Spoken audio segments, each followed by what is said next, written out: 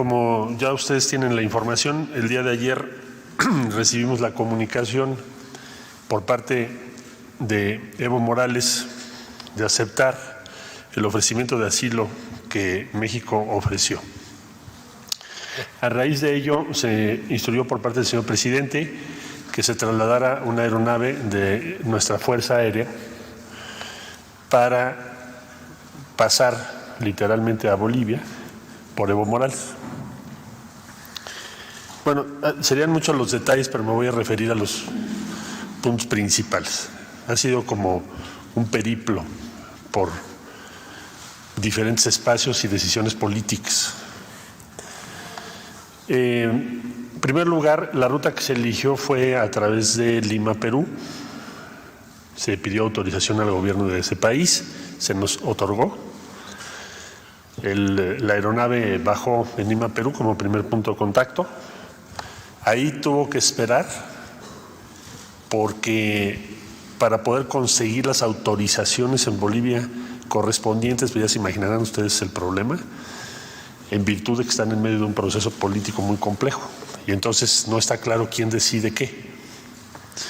Al final del día se otorgó el permiso por las autoridades competentes en Bolivia y se le dio instrucción a la aeronave que viajara.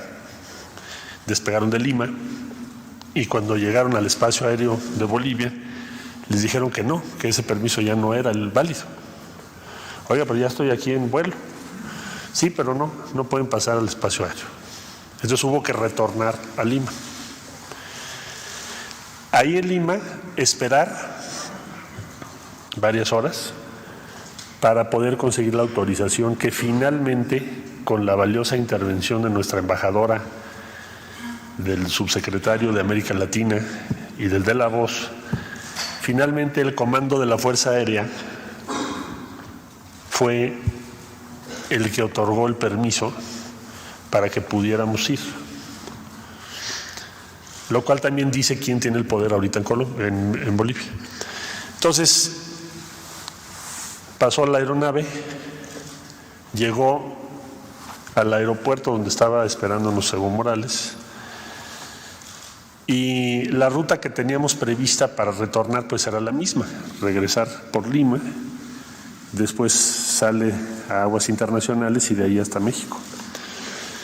Pero ya casi por salir, esto estoy hablando hora de México, ya alrededor de las 7:30 de la noche, el gobierno del Perú, por vía de su canciller, me comunicó que por valoraciones políticas se suspendía ese permiso para bajar en Lima a recargar combustible y retornar a México. Entonces, eso fue muy difícil, muy tenso, porque en el aeropuerto donde estaba Evo Morales en ese momento, pues ya había una situación difícil por dos razones. Primero, porque los seguidores o simpatizantes de él estaban en torno al aeropuerto y al interior del aeropuerto había elementos de las Fuerzas Armadas de Bolivia. Entonces fueron un periodo de los de mayor tensión para nosotros. Finalmente hubo que conseguir una ruta, un plan B, pero lo que conseguíamos ese plan B se pudo haber dado una situación muy difícil en el propio aeropuerto, ya estando Evo Morales a bordo de la aeronave de la Fuerza Aérea de México. Fue el peor momento, por supuesto. Hablamos con Paraguay. Yo establecí contacto con el canciller que amablemente me atendió.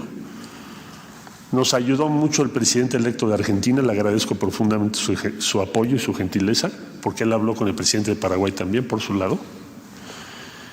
Y el canciller me dijo, no tenemos inconveniente en que vengan ustedes a la Asunción, vuele el avión a la Asunción y aquí recargue combustible y permanezcan las horas que sean necesarias en lo que ustedes hacen su trámite de autorización de espacio aéreo, porque entendemos la circunstancia en la que está, puede convertirse en una tragedia lo que está pasando.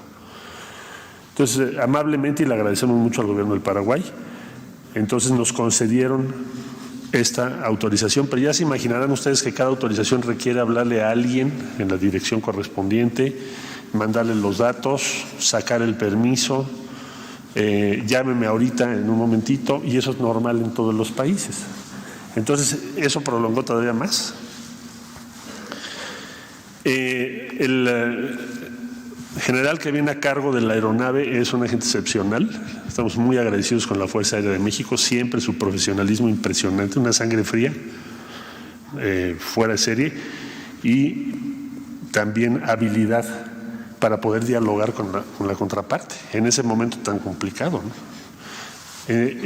Volvió a intervenir la embajadora y finalmente logró que de nuevo la Fuerza Aérea de Bolivia nos permitiera salir, porque ya no nos iban a permitir salir. Ahora sí que por un milimétrico espacio se dio la salida.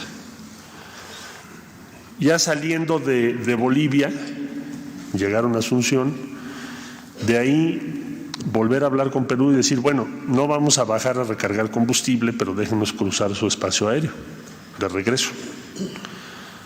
Entonces hicieron las consultas correspondientes y me habló el canciller y me dijo, sí estamos de acuerdo con eso, pasen por nuestro espacio aéreo. Luego, hablar con el canciller del Ecuador para decir, oye, si necesitamos recargar combustible, ¿podemos bajar en Guayaquil? Consultas, me dijo, sí pueden bajar en Guayaquil para recargar combustible, si es necesario para ustedes. Se tramitaron los permisos, luego volvemos a hablar a Bolivia y nos dicen, no, fíjate que ya no te vamos a dar permiso de volver a cruzar el espacio aéreo de Bolivia. Es decir, para volar de Asunción hacia Perú, tienes que cruzar el espacio aéreo de Bolivia. Y ya no, y además ahorita ya es muy tarde, porque allá van horas adelante. Entonces, como no se puede cruzar Bolivia, ¿cuáles serían las alternativas? Entonces, amablemente, el embajador de Brasil nos dice, en La Paz, nos dice, si quieren, yo les ayudo. Después hablamos con el embajador de México en Brasil, el embajador Piña, y en la madrugada consiguieron milagrosamente casi, y también agradecemos al gobierno de Brasil, el permiso para poder volar en el espacio aéreo de Brasil en la línea fronteriza entre Bolivia y Brasil, y de ahí salir a Perú.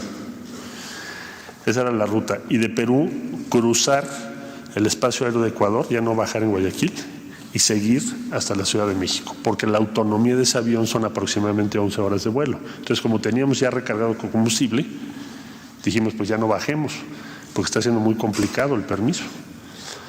Bueno, dado el permiso entonces de Brasil, la autorización de Perú y la autorización de Ecuador, al fin despegó el avión al filo de las 2 de la madrugada, hora de México. Va volando desde entonces. La última vicisitud que nos refieren es que hubo que rodear Ecuador, porque ya estando en vuelo, les dijeron que no les permitían sobrevolar el espacio aéreo y que lo iban a revisar. Esto ya en la madrugada. Entonces hubo que rodear para entrar a aguas internacionales y poder, en aguas internacionales, continuar el vuelo. En estos momentos están en eso. Eso va a provocar otro retraso de aproximadamente un poco más de 1 hora, hasta donde tenemos información ahora vía la Fuerza Aérea. Ya ese vuelo, en su mayor parte, transcurrirá pues en aguas internacionales.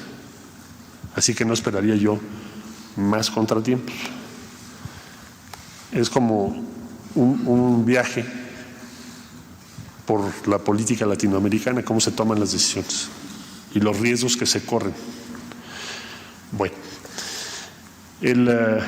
estamos esperando entonces que a partir de las 11 de la mañana, 11:30 de la mañana, podamos estar recibiendo a Evo Morales en México, conforme a lo que establece el artículo 11 de la Constitución y las leyes correspondientes en México.